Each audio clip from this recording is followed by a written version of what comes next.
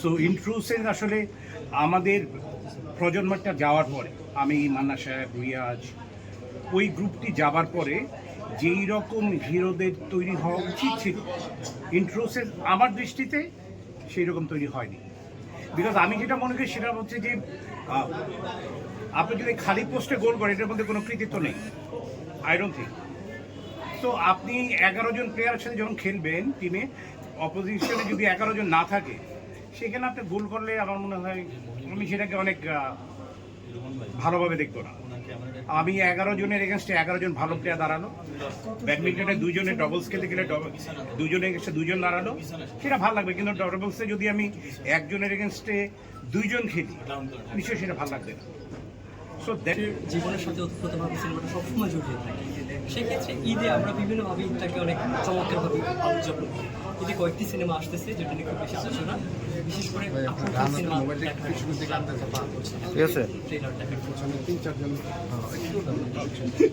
আমি আমাকে কঠিন প্রশ্ন করেন না, আমাকে খুব সহজ সরল প্রশ্ন করেন, আমি সহজ সরলভাবে উত্তর দিতে আমার সুবিধা হবে।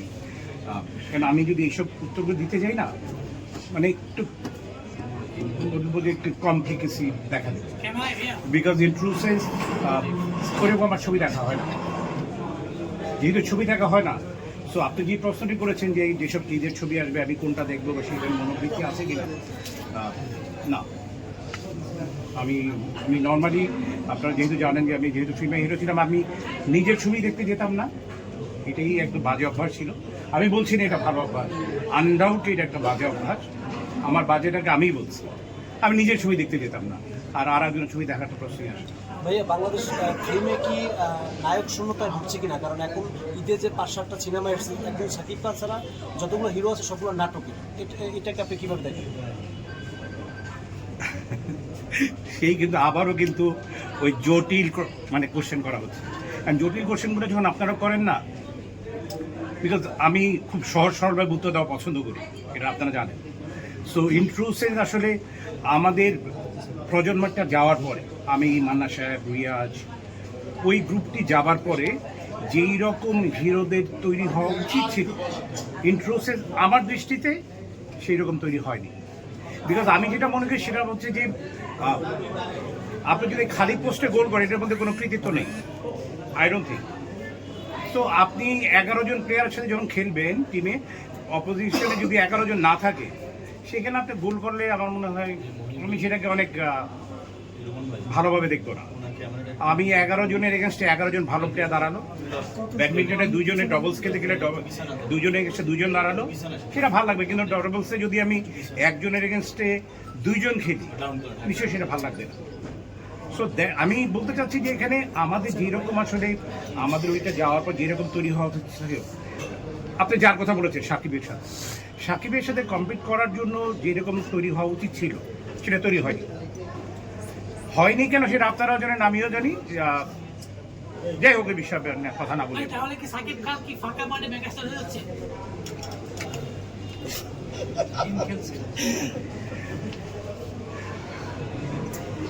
আমি আপনারা প্যাচ দিচ্ছেন আমি জানি, এই জন্য আমি যত চেষ্টা করি আমি প্যাচের বাইরে থাকতে চাই। তারপরও বাট কিছু কিছু সময় you have to speak the truth. আমি বলছি না খালি পোস্টে গোল দিচ্ছে, এটা সম্ভব না। বিকজ আনডাউটলি বলবো যে হি ইজ ব্লেসড বাই আল্লাহ, নাহলে সেই জায়গাটায় যেতে পারতো না সে। বাট একটি সময় ছিল, তার প্রতিদ্বন্দ্বী ছিল, তারপরে আমি বিশ্বাস করি সে তার প্রতিদ্বন্দ্বী তৈরি হতে দেয়নি। কেন দেয়নি সেটা আপনারা জানেন, আমি বলবো না। আপনারাই বলেন আমাকে সাকিবের এগেন্সে কোনো প্রতিদ্বন্দ্বী নেই কেন, এই প্রশ্ন আপনারা নিজেরা কখনো বলেন না কেন? সব সময় আমি বলি, প্লিজ, যেহেতু আপনি প্রশ্ন করেছেন, সব সময় আমাদের উপরে কেন ছেড়ে দেন? আমি সবসময় যেটা বলতে চাই সেটি হচ্ছে যে pain is mightier than the soul. এটা আমরা সকলেই জানি। আপনাদের লেখনির উপরে কোনো কিছু হতেই পারে না, আপনারাই তো কখনো কোনো কিছু রাখেন না, শুধু আমাদের উপরে ছেড়ে দেন। আমরা কেমন একটা কথা বলবো সেটাকে ধরে আরো 10 জনে কেমন গুতাগুতি করবো, আমরা সেই চিন্তার মধ্যে আমরা থাকি। বাট আমি মনে করি যে কোনো রকম কারো বিরুদ্ধাচরণ না করেও অনেক সুন্দর কিছু লেখা যায়, আরো জনের ব্যাপারে কথা বলা যায়।